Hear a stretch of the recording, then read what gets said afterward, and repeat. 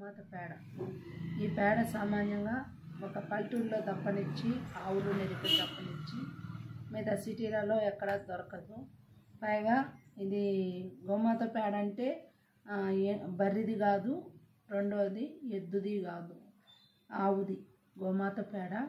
ముఖ్యంగా ఈ పేడతో ఈ పేడలో కలిపి నేను సాంబ్రాణి చేయాలనుకున్నాను. దానివల్ల బిడ్డలకు కానీ ఇంట్లో కానీ ముదే పోయేదానికి కానీ వాహనాలు బండికి వ్యాపారాన్ని పోయేటప్పుడు కానీ బిడ్డలు మొక్కిలేసుకున్నప్పుడు తగ్గేదానికి కానీ అన్నిటికీ పనికొచ్చేట్టుగా చేస్తున్నాను.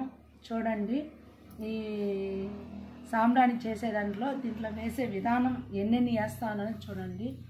ముఖ్యంగా కస్తూరి పసుపు అండి, అన్నిటికన్నా శ్రేష్టం కస్తూరి పసుపు.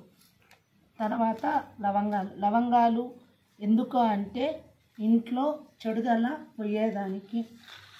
రెండోది, ఇది అడవుల్లో ఉంటుంది, పెనుభూతం నాగుభూతం.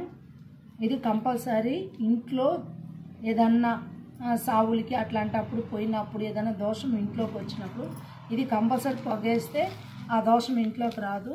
కాబట్టి ఇది కంపల్సరీ వేస్తాను. రెండోది, దీంట్లో 5 రకాల సాంబ్రాణీలు కలిసి ఉండాలి. 5 రకాలు దీంట్లోనే 3 ఉండాలి, 4, 5 రకాల సాంబ్రాణీలు. అది రాతి సాంబ్రాణి, మొలక సాంబ్రాణి అట్లా 5 రకాలు. జిల్లేడాకులు, తెల్ల జిల్లేడాకు, మామూలు జిల్లేడాకు కాదు, తెల్ల జిల్లేడాకు ఆ ఆకులు. ఇది అదే పెనుభూతం నాగుభూతంలో నాగుభూతం పొడండి, పెనుభూతం పొడిది, నాగుభూతం ఇది, పెనుభూతం పొడిది. ఇది కంపల్సరీ ఇంట్లో చెప్పినాం కదా, సావులకి అట్లాంటప్పుడు పోయినప్పుడు దోషం పోయేదానికి. ఇది పూలండి, అమ్మవార్లకి దేవుడికి వేసిన పూలు. దీనివల్ల ఇంట్లో ఏదన్నా చెడున్నా తొలుగుతుంది, ఖచ్చితంగా ఫలితం ఉంది. రెండోది ఉప్పు, రాళ్ళుప్పు.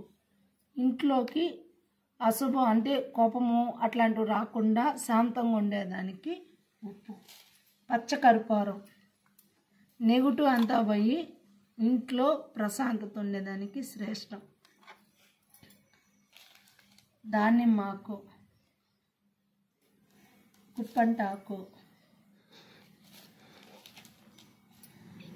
పసుపు కొమ్ములు, వేపాకు, గిరికి,